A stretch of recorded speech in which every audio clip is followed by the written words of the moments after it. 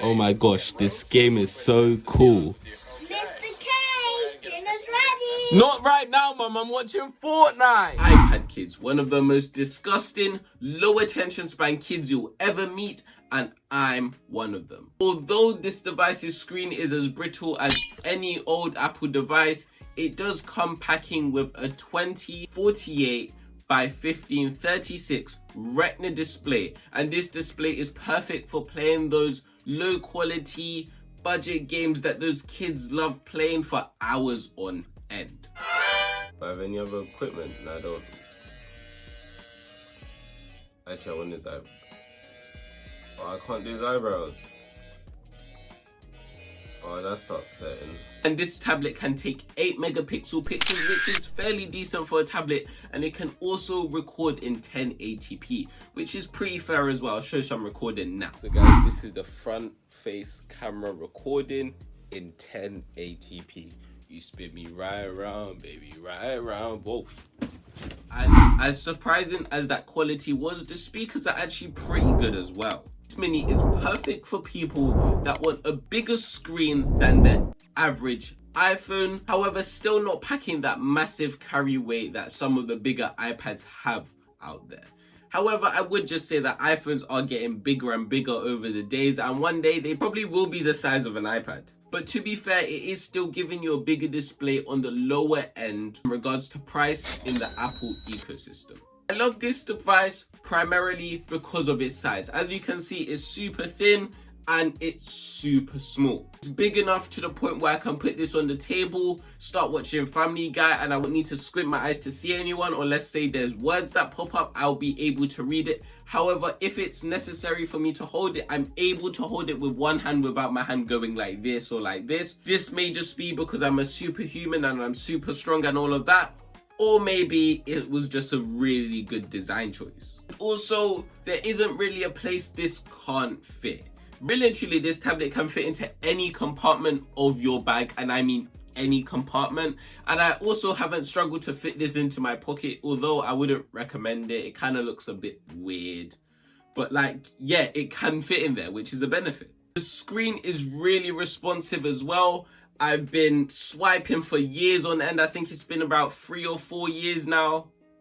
Yeah, I think it's been about 3 or 4 years now. And the screen has not lost its responsiveness. I haven't felt the screen slow down over the years. It feels as fresh as it was right out of the box. Speaking of the display and all of that, the display is really vivid, and I'm really able to see much more detail in the content, more than I probably would have seen in my iPhone XR, for example. Probably because my iPhone XR is on like 50% battery health, so it's consistently on low power mode, so it's always really dark. But I really do appreciate the bright screen of this device. And also a slight touch into deterioration of the battery health. It has maintained its 9 to 10 hour battery for the last 4 years as well. I actually really and truly did expect the battery health to decrease significantly, but really and truly I didn't notice a big difference throughout the years. However, I would say maybe when I do have a little anime session for a few hours, for example, I do notice the battery life draining a bit faster, but maybe that's just because of the consistent use. And at first there was a bit of worries about how hot this device gets when it's in use and while it's charging. However, this heat has not increased over the years. It's just remained the same, just a little lukewarm feeling that you feel at the back of your device. And just a side note, it does support fast charging. So if you do have a 20-watt charger, if you're someone that likes spending £25 on chargers so you can get fast charging, that is an option. So if you want this bad boy charged up in 2 hours, you have the option as long as you have a 20-watt charger. And finally, it does allow you to use all of the accessories of the previous iPad mini.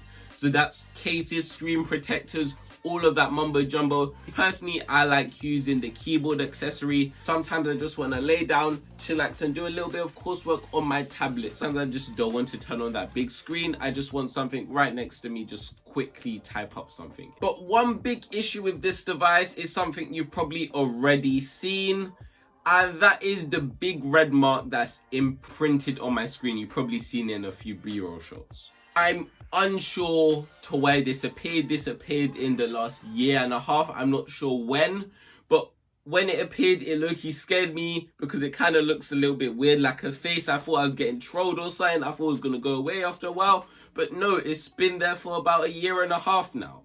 This appeared when I had a screen protector on my device, so I definitely know it was something internal and not that I stepped on it or smashed it or something like that. It definitely is something internal. Something's went wrong. Maybe I overcharged it. Maybe I turned it on and off too much in a short period of time. The most common reason for this is probably age. Although it's not that old, in the technology market, it is like a grandpa right now. So I'm not too sure about this issue, but it is definitely a big issue. It kind of ruins my experience when I'm seeing a little red mark in the middle of my screen while I'm trying to watch shows, but I've learned to live around it. But just a side note, if you have experienced this problem, please let me know right down in the description below, just so I know if this has happened to you and I can do a little bit more research on it. Also, I absolutely hate the design of this iPad.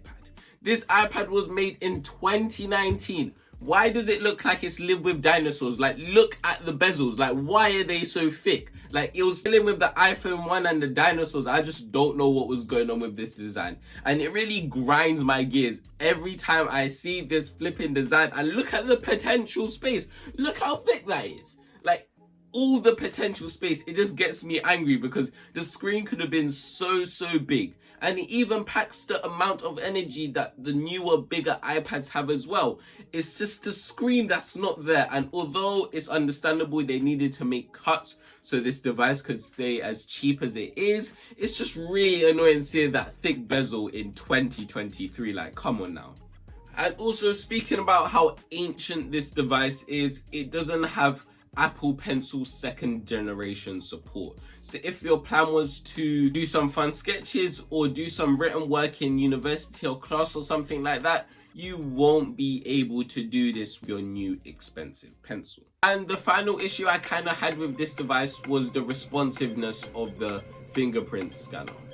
Although in winter times and the majority of the drier months it works perfectly fine, in summer when everyone's sweaty and all of that, the fingerprint scanner just doesn't work as well. Even if I have a drop of sweat on my finger, it doesn't work. And of course, in summer months, everyone's always a little bit sweaty. It causes numerous issues. Now it's time for the conclusion. In conclusion, this is a really good device for your budget. I would definitely recommend it if you really want a nice small device that can fit into your bag with ease, doesn't cause too much trouble on the budget. However, if you're someone that really cares about the aesthetics of a device, this might not be for you. However, that was the video. Oh gosh. Please consider liking, subscribing, supporting the channel, and yeah, see you in the next vid. Bye.